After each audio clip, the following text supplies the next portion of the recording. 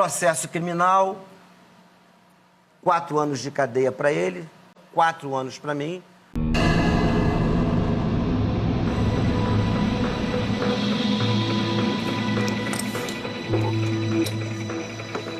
Varig 254, responda.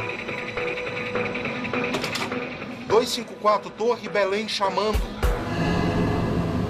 3 de setembro de 1989. Um Boeing 737-200 da empresa brasileira Varig, que fazia a rota Marabá-Belém, desaparece ao sobrevoar a região norte do Brasil. 254, algum problema a bordo? Não responde.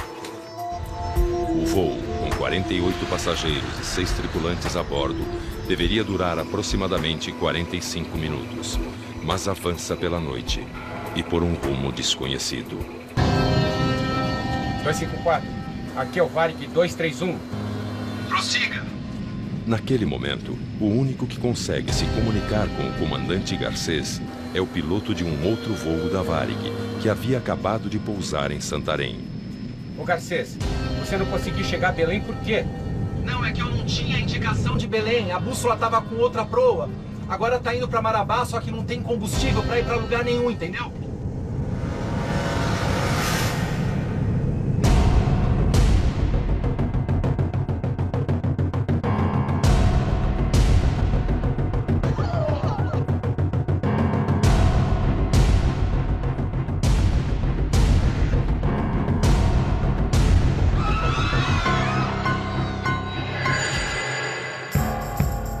Fomos informados que tinha uma aeronave que estava desaparecida, né?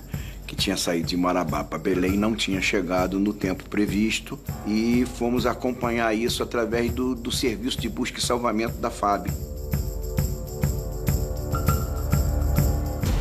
O coronel Ronaldo Jenkins, do Centro de Investigação e Prevenção de Acidentes Aeronáuticos, o CENIPA, foi convocado para comandar as investigações. Alguns aeroportos foram pedidos para ser reabertos, que poderiam servir de alternativa caso eles se localizassem. Na torre de controle em Belém, o clima é de muita tensão. Ninguém sabe o que aconteceu com o voo 254. As últimas informações disponíveis haviam sido passadas pelo piloto Domingos Sávio, comandante de outro voo na mesma região. Ele foi o último a falar com o piloto do voo desaparecido. Eu estava no chão, em Santarém, né? Ele entrou em contato comigo, ele falou que ele estava com 800 quilos de combustível a 8.500 pés. Tá? E estava perto de Carajás. Eu e o comandante Paulo José, nós assumimos outro voo e saímos com o tanque cheio atrás da posição que ele tinha me dado. Nós fomos para Carajás e de lá sairíamos naquela posição. A ideia era achar. Nós estávamos no Rio de Janeiro quando fomos informados que havia um avião perdido e que a gente deveria assumir as posições para se preparar para uma possível investigação. Convocado pela Aeronáutica, o coronel Douglas Machado também integrou a comissão de investigação. O avião decolou de um ponto A e pode estar em 360 graus na distância que a autonomia dele permite. É muito difícil você saber onde ele anda. Na manhã seguinte, as buscas se intensificam. Equipes se concentram na rota principal do voo, entre as cidades de Marabá e Belém. É uma força-tarefa no ar e em terra. Praticamente todo o esquadrão foi envolvido na missão. Nós decolamos com um helicóptero e 2 bandeirantes. Foi as primeiras aeronaves a decolarem. E havia um esforço muito grande, uma vontade muito grande de achar esse avião, né? Como nós sabíamos que tinham 54 pessoas a bordo, a gente tinha uma esperança muito grande que ali a gente ia encontrar a gente viva.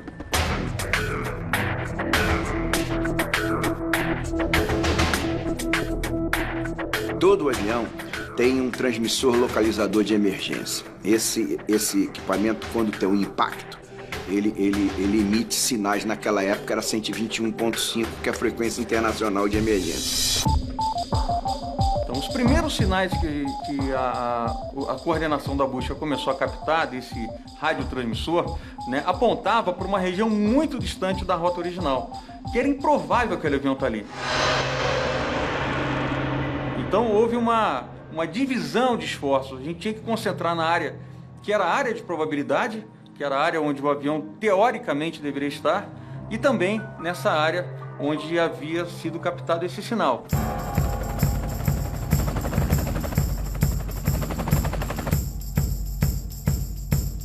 44 horas após o desaparecimento, o Varig é localizado.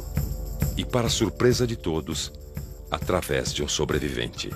A primeira sensação que eu tive foi de ouvir o latido de um cachorro, de um vira-lata. Aí eu vi que eu cheguei à civilização. Foi a maior alegria da minha vida. O engenheiro paraense Epaminondas Chaves e mais 3 sobreviventes saíram em busca de socorro. Foram mais de 7 horas de caminhada dentro da mata até chegar a uma fazenda. Quando nós chegamos à fazenda, o encarregado da fazenda se dirigiu a uma outra fazenda vizinha, porque lá existia um rádio amador e o rádio amador conseguiu falar com as autoridades em Brasília que tinha chegado os sobreviventes da fazenda.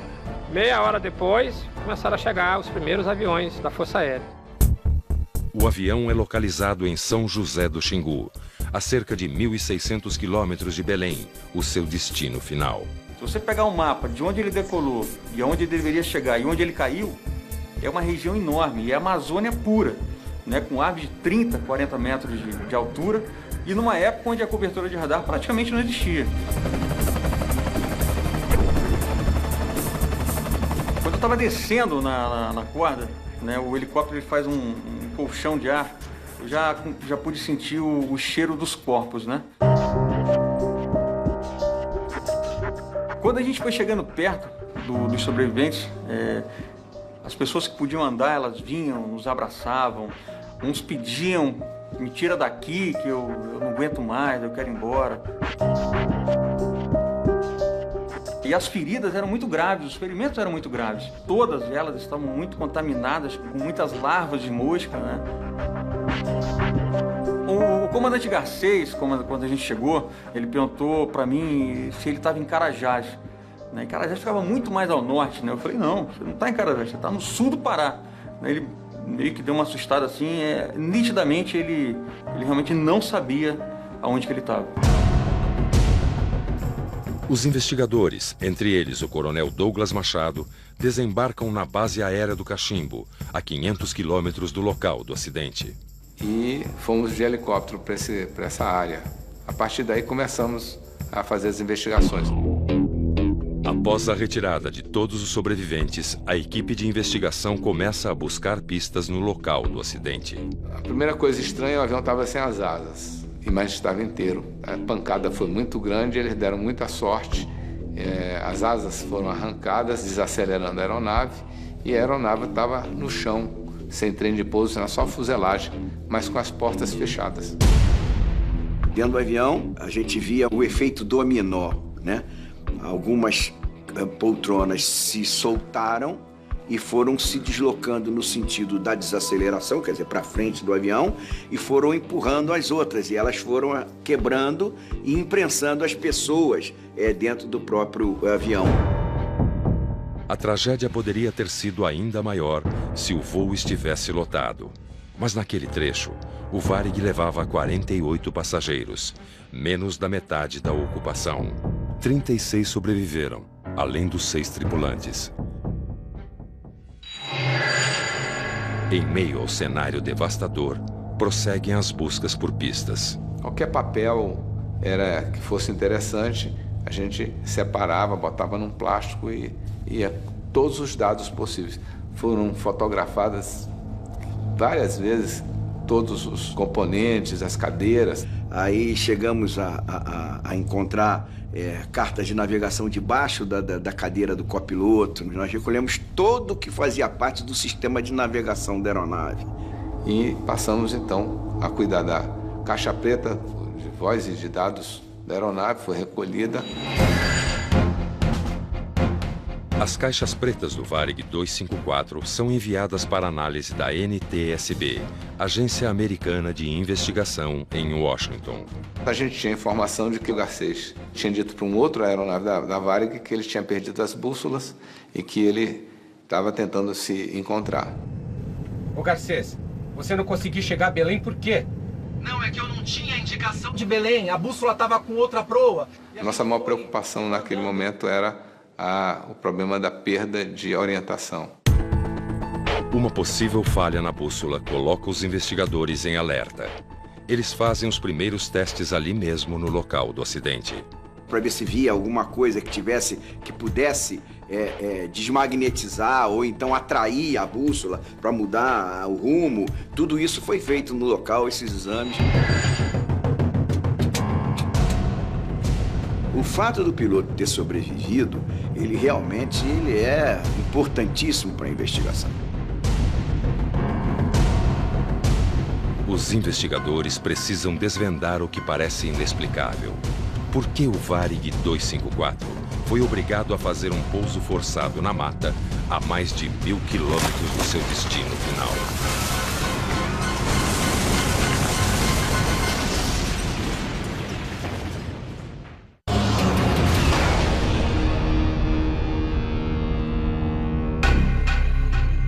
O voo 254 da Varig faz um pouso forçado no meio da selva amazônica. Das 54 pessoas a bordo, 42 sobreviveram. Após as equipes de resgate e de investigação liberarem a área, os jornalistas seguem para o local da tragédia. Daqui para frente é impossível ir de carro. Nós vamos entrar na mata que está logo ali na frente. Leonel da Mata é o primeiro repórter a chegar aos destroços do avião. Fizemos uma caminhada de 1h30, 2 horas, não me recordo bem, até que chegamos na clareira aberta pelo avião. É um cenário incrível. Finalmente, lá está o avião, enfiado no meio do mato. Todas essas árvores aqui foram derrubadas por ele ao cair. Lá dentro do mato está apenas o corpo do avião, o que se chama de charuto do avião. É indescritível. Você vê pedaços de tudo em todos os lugares. Você começa a tentar reconhecer isso aqui. Nossa, isso aqui olha, é um pedaço da asa. Nossa, isso aqui E você fica atônito. Deste lado estava o comandante Garcês e este lado da cabine está praticamente inteiro. Agora, aqui na frente, o avião perdeu o bico. Mas do lado de cá, vejam só, ao bater numa árvore, o avião perdeu toda a lateral da cabine. O copiloto estava sentado neste banco e sobreviveu. Longe da selva, os investigadores estudam cada momento do voo 254, a partir do plano de voo fornecido pela empresa aérea e dos documentos do Departamento de Aviação Civil. O tradicional pinga-pinga sai do aeroporto de Guarulhos, em São Paulo, com 7 escalas até Belém.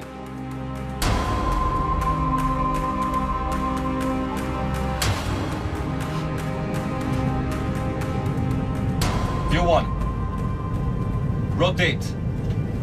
No trecho final, Marabá-Belém, um voo curto de 50 minutos separa os 6 tripulantes e os 48 passageiros a bordo do aeroporto Valdecans, na capital paraense. No comando da aeronave está o piloto César Augusto Padula Garcês. Nilson de Souza Zilli é o copiloto. As investigações verificaram que o Garcês era um tripulante bastante dedicado, oriundo da Força Aérea, era piloto da reserva, trabalhou durante 4 anos na Força e saiu para ser piloto da Varig. Piloto muito acima da curva, tendo tirado inclusive nota máxima em algumas avaliações. O Zilli, um piloto muito novo, as nossas verificações indicam que era uma experiência inferior ao que deveria e tinha dificuldade de se identificar com o Garcês. A comissão de investigação também vasculha os arquivos da empresa em busca de dados sobre a aeronave. O Boeing 737-200 era operado pela Varig há 15 anos e possuía cerca de 33 mil horas de voo. Sem evidências de possíveis problemas técnicos ou mecânicos na aeronave, a investigação se concentra nas entrevistas com os sobreviventes, tanto os tripulantes quanto os passageiros. Eu já fui questionado, interrogado dentro do hospital. O copiloto Nilson Zilli é um dos 42 sobreviventes.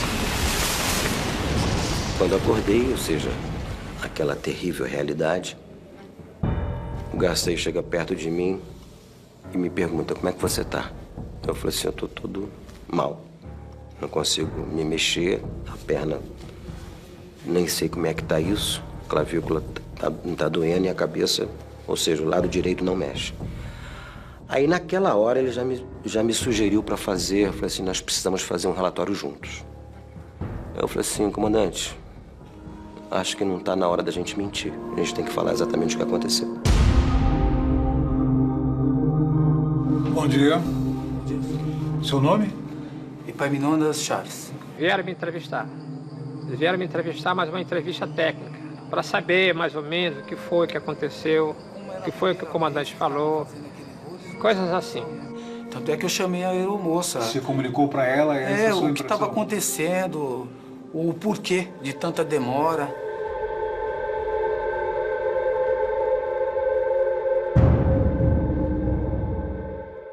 Nós tínhamos um psicólogo na nossa equipe, ele foi conversando e nos trazendo as informações. Havia umas contradições entre o Zilli e o Garcês.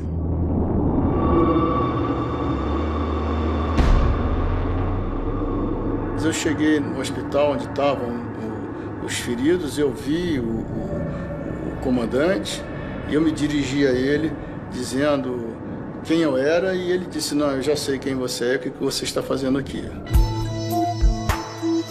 O piloto Fábio Goldenstein, na época do acidente, diretor de segurança de voo do Sindicato dos Aeronautas, acompanhou todo o processo de investigação.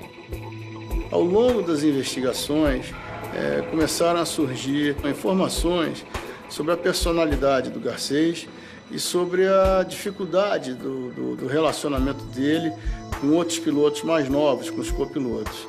E aí, mais adiante, começou a surgir isso, de que ele e o Zilli teriam se desentendido durante a viagem. Vou tentar o pouso. O desentendimento entre piloto e copiloto passa a ser uma peça importante na investigação do acidente com o Varig 254.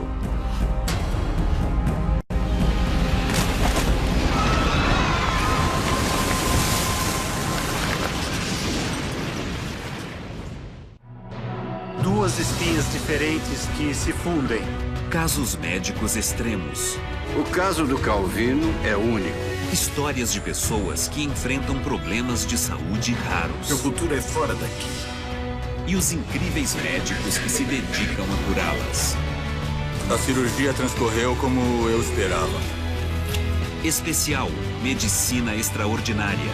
Hoje, a partir das 8h40, só no Discovery.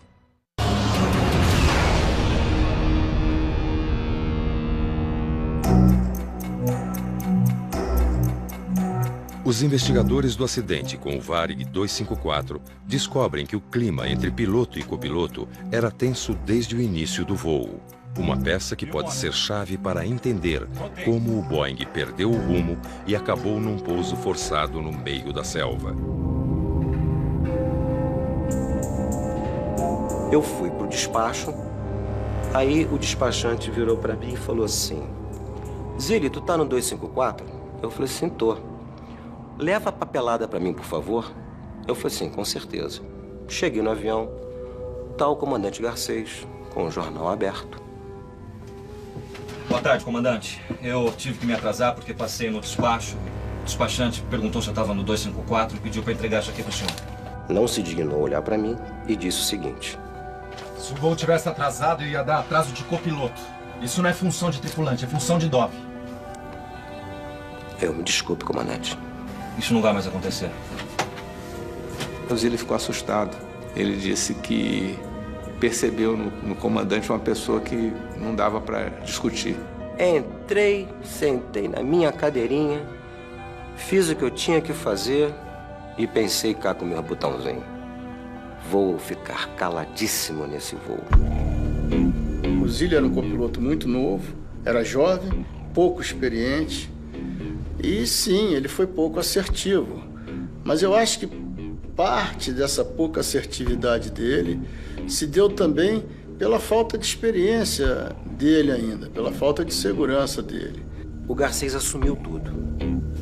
A parte de voar e a parte de fonia. Eu não fazia mais nada.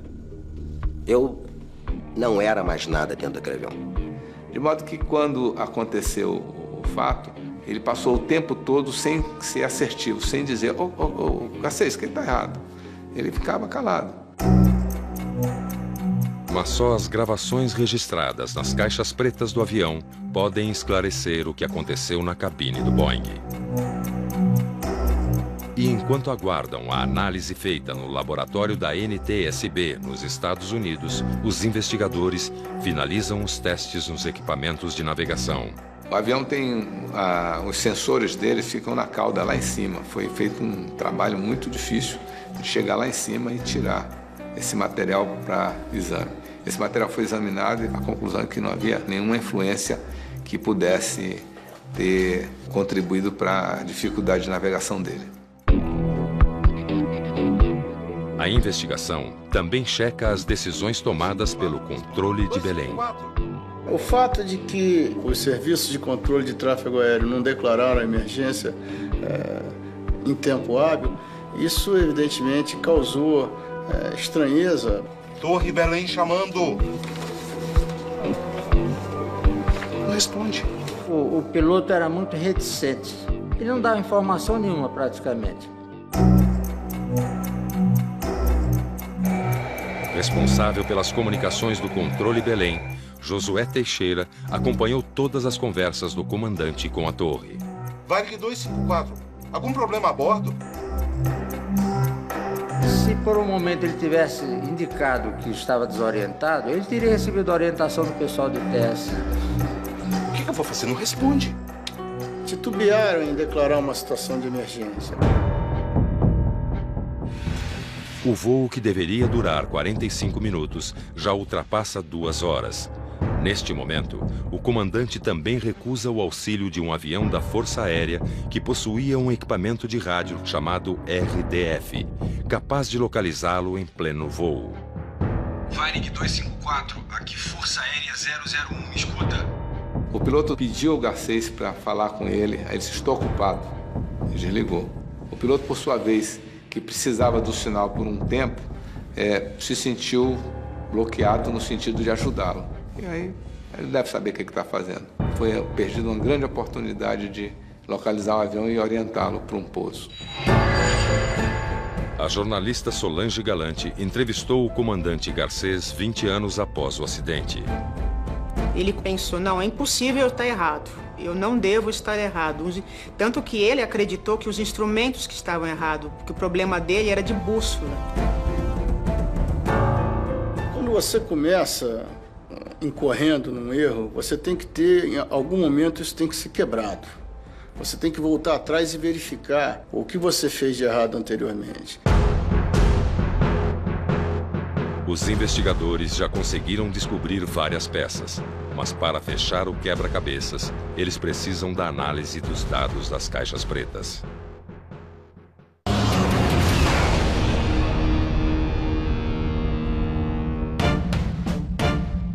Duas semanas após o acidente com o voo 254 da Varig, os investigadores recebem a análise das caixas pretas e agora conseguem identificar, minuto a minuto, o que aconteceu a bordo do avião. O que existia era que eles tinham tomado a direção errada. Agora, que proa eles tinham tomado? O porquê que eles tinham tomado aquela proa é que a gente, logicamente, teve que fazer a investigação assim.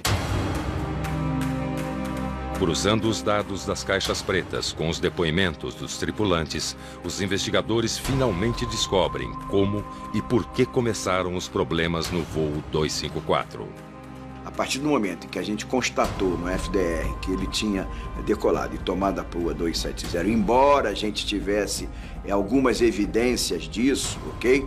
Mas a comprovação factual foi através disso. Aí depois, logicamente, na conversa com os pilotos, então eles admitiram essa situação.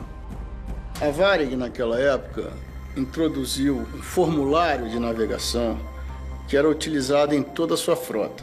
Inicialmente, o rumo em graus era feito com apenas 3 dígitos, de 001 a 360. Com um novo equipamento, conhecido como HSI, Horizontal Situation Indicator, o rumo passa a ter precisão decimal, utilizando então 4 dígitos. Mas isso é muito interessante para o MD-11, para o A330, aviões que vão 10 horas numa proa, que precisam de uma precisão muito grande. Para economizar, por algum motivo, eles produziram o mesmo tipo de planejamento de voo para o avião grande e para o 737. No caso, eles estavam usando um plano de voo que dizia que o rumo de Marabá para Belém era 027.0 e eles, naquele momento, interpretaram e inseriram toda a navegação saindo com 270. E, coincidentemente, a gente havia encontrado dentro da cabine, no chão, um papel ensanguentado, tinha umas marcas de sangue, e nele tinha 27, um espaço 0, não tinha 27.0.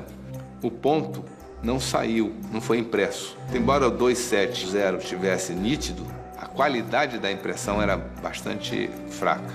Essa falta desse ponto pode ter, na pressa, feito com que o Garcês encontrasse o 270 como uma verdade. O erro, na realidade, foi um erro de indução.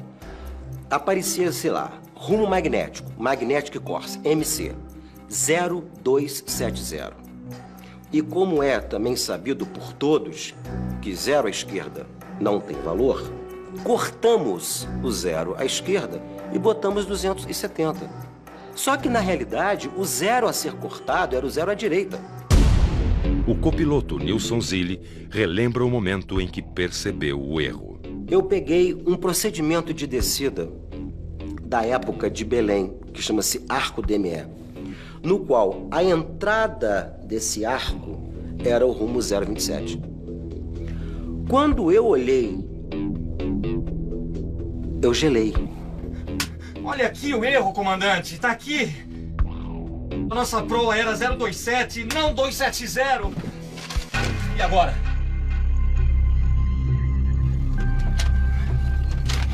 E agora? Eu falei assim, agora vamos subir. Subir, botar a boca no trombone, falar mesmo, se declarar em emergência dentro daquilo que havia sido descoberto naquele momento. Aí, os companheiros de aviação perguntavam e ele não falava. Já sabia que estava com erro de proa. Foi perguntado para eles por que não foi discutido aquela situação, mas eles disseram que o Garcês botou a mão, não fala nada, no sentido de não fala nada, silêncio, para não gravar.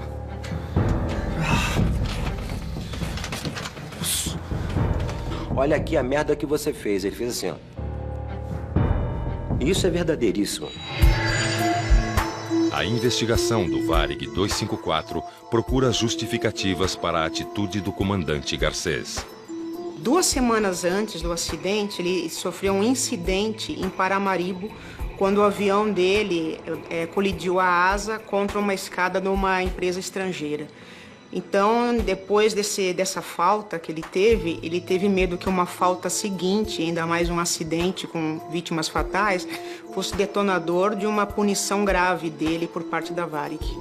A impressão que dá é que ele estava tentando resolver um grande problema e tinha, por cima disso, a pressão da opinião sobre a qualidade do voo, do que estava acontecendo. Eu aceitei isso. Também não tinha como não aceitar. Garcês, 10 anos de Varig, 8.000 horas de voo. Eu, 1 ano de Varig, 680. Não tinha como, não tinha condições técnicas e moral para contestá-lo. Desde o momento em que Zilli e Garcês descobriram o erro cometido até o combustível acabar, passaram-se 1 hora e 15 minutos de voo. Varig 254, Torre Belém chamando, responda. Tempo suficiente para pedir ajuda e tentar reverter a situação. Estamos voando, e nada de Carajás também, porque onde é que fica Carajás, e sintoniza Carajás e nada de Carajás. Vai acabando o combustível, ele chama a chefe de equipe e diz que ia fazer um pouso forçado. Aonde? falamos para ela, no meio da selva amazônica. Ela olha para mim, eu olho assim para ela e balanço a cabeça. Não tem jeito. Ou seja, a morte é certa. Atenção, tripulação, preparar para o pouso forçado.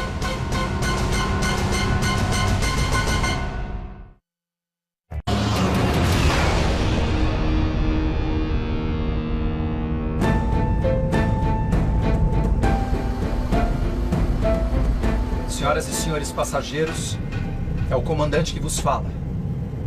Tivemos uma pane de desorientação nos nossos sistemas de bússola.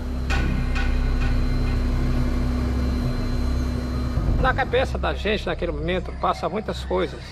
Eu simplesmente não queria acreditar e queria que aquilo não tivesse acontecendo comigo. E achava que aquele momento não era a minha hora ainda. Deixamos a todos com a esperança de que isso não passe apenas de um susto para todos nós. Este é o último registro das caixas pretas. Sem energia elétrica, ela para de funcionar. Quando os motores pararam a 8.000 pés, a gente não tinha mais nenhuma informação. Então eles passaram 8.000 pés descendo, talvez 10 minutos, 12, sem que tenha sido registrado nada. Se ele não tivesse ficado vivo, a gente só sabia a velocidade e como bateu.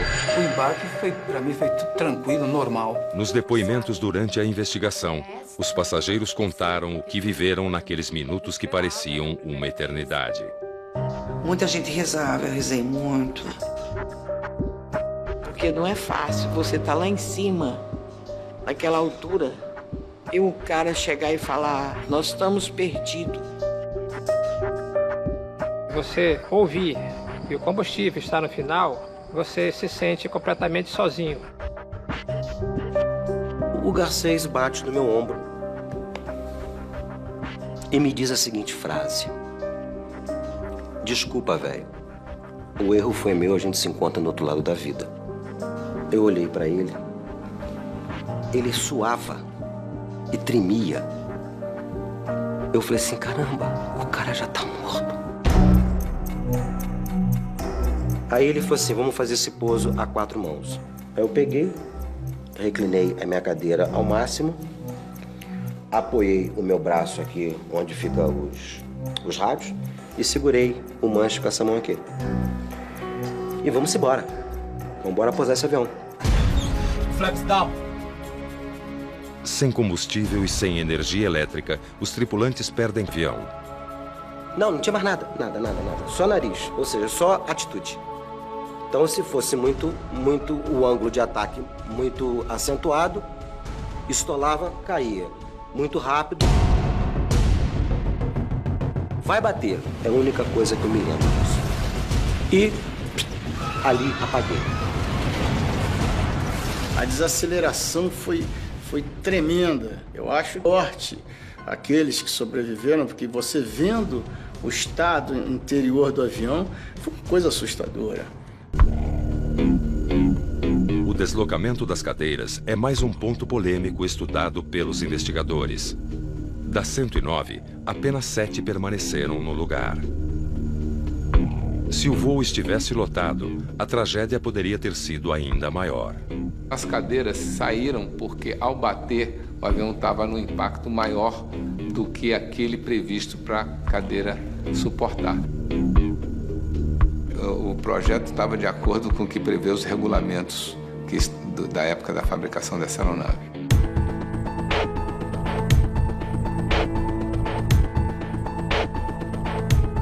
19 meses após o acidente, a investigação chega ao fim. Com todas as peças do quebra-cabeças analisadas, os investigadores do voo Varig 254 conseguem entender a sequência de erros e desencontros que resultaram no acidente. Você pode ir reto à esquerda. Boa tarde, tudo bem? 3 de setembro de 1989. A tripulação do Varig 254 se prepara para o voo Marabá-Belém, no norte do Brasil. No momento de programar o plano de voo entre as duas cidades, o comandante César Garcês se confunde ao inserir o rumo. Ao invés de 027, ele insere 270.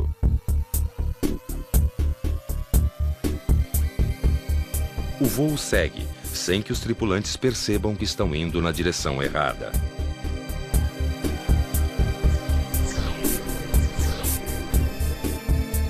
Centro Belém, Varig 254.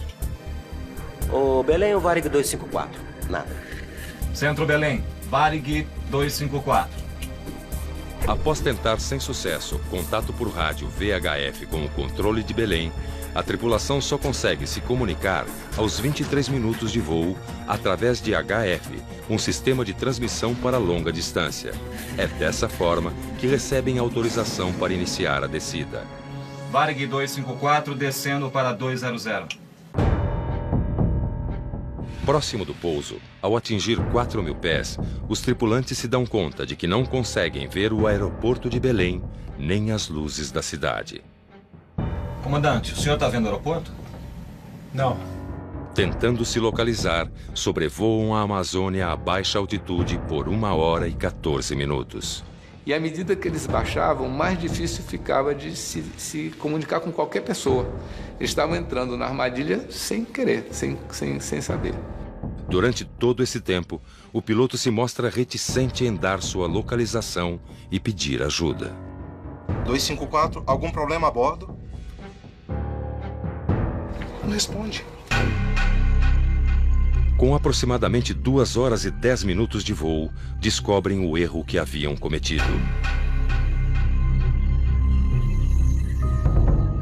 Depois disso, ainda voam mais 1 hora e 15 minutos antes do combustível acabar. Eles exauriram o combustível deles, voando de um lado para o outro. E quando eles perceberam que tudo tinha começado lá atrás, na saída de Marabá, eles já não tinham mais muita autonomia de voo. A partir daí, o Varig só tem uma saída: fazer um pouso forçado sobre a floresta, na escuridão da noite.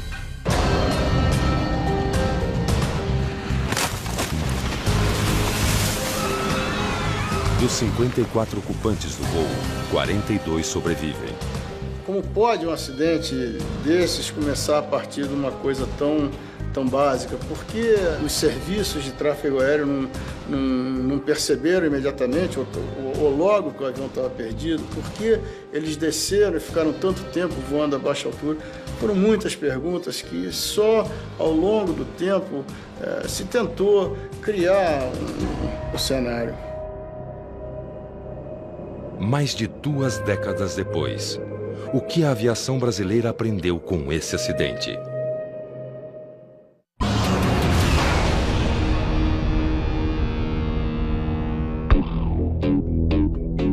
O relatório do CENIPA, Centro de Investigação e Prevenção de Acidentes Aeronáuticos, aponta a principal causa do acidente do Varig 254: erro da tripulação.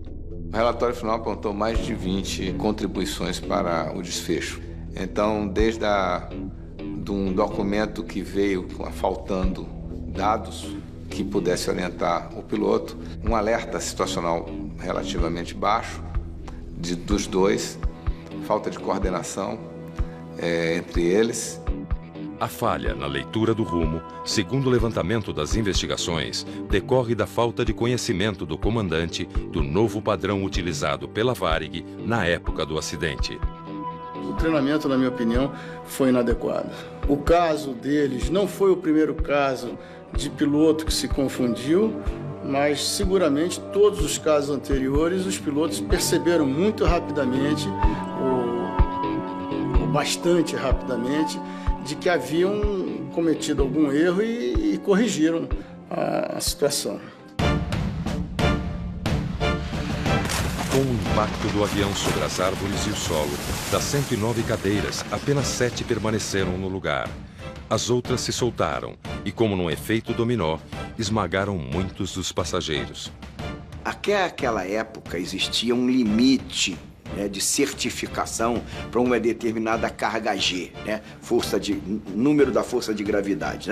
Hoje em dia, depois desse acidente, tanto o piso da aeronave e as próprias cadeiras em si, esse número de carga G aumentou, praticamente quase que dobrou. Mais de 20 anos depois, o que mudou na aviação brasileira para que um acidente como esse não se repita? Você hoje em dia, você já não navega mais por agulhas que te apontam para direções. Você hoje tem uma tela de computador, você tem uma tela nos teus instrumentos que te traça uma rota de navegação a ser seguida. Mas ainda assim, é uma boa prática os pilotos confrontarem os rumos, as distâncias com as cartas de navegação. Nós não tínhamos controle radar naquela época também, quer dizer, o avião não estava rastreado, uma série de outras coisas que hoje em dia, por exemplo, já não aconteceriam. A relação distante entre piloto e copiloto, constatada pela investigação, dificultou ainda mais a situação durante os momentos de emergência. A aviação civil brasileira e do mundo inteiro aprendeu que precisa gerenciar melhor os recursos de cabine, precisa aumentar a padronização e a integração ali existente. Foi basicamente um fator humano que provocou esse acidente. Esse acidente, eu posso te dizer, ele não se repete nessas circunstâncias que ele está aqui, mesmo que o mesmo erro ocorra, entendeu? A situação hoje é completamente diferente, quer dizer, nós já tivemos uma evolução muito grande. A Justiça Federal condenou piloto e copiloto a 4 anos de detenção, convertidos em pena alternativa e pagamento de multas mais honorários. A minha punição foi política, porque eu não mandava igual ele, não era comandante. Flaps down. Eu acho que a punição dele foi justa, porém eu acho que toda a culpa não deveria ter sido jogada somente em cima dele. Muita gente deveria ter sido punida. Na Varig, no controle de tráfego aéreo brasileiro. Foi uma punição correta, porque houve negligência por parte da tripulação. Eles não foram humildes em pedir socorro quando viram que estavam perdidos. Ele não errou sozinho. Todo acidente é um monte de elo que se fecham. O castigo que eles mereceram é a consciência, no caso do Garcês, a própria consciência dele. O comandante Garcês, que nunca mais esteve à frente de voo comercial, ficou marcado pelo erro. A carreira dele praticamente foi encerrada, né, devido à alta notoriedade que foi dada ao acidente envolvendo exclusivamente o nome do piloto. E esse acidente aconteceu por um único simples motivo: a falta de humildade. E ser humilde não é você ser superciliente para ninguém, é você reconhecer que você erra. E quando a gente reconhece o nosso erro, a primeira pergunta que a gente faz: aonde foi que eu errei? Para os sobreviventes, o acidente mudou para sempre o jeito de cada um viver e pensar. Eu reciclei tudo. Valores em que eu colocava em certas coisas eu mudei de lugar. Então eu descobri que a maior importância do mundo é a tua família, é amor, que o resto não importa. Você vê as pessoas hoje com mais generosidade. Eu olho também esses desastres que já aconteceram após o nosso. Eu vejo que nós somos umas pessoas felizes, nós tivemos mais sorte. E que, se olhar para trás, se fazer uma comparação entre o nosso acidente e os outros que houveram, que não saiu nenhuma pessoa viva, nós somos muito beneficiados pela lei divina.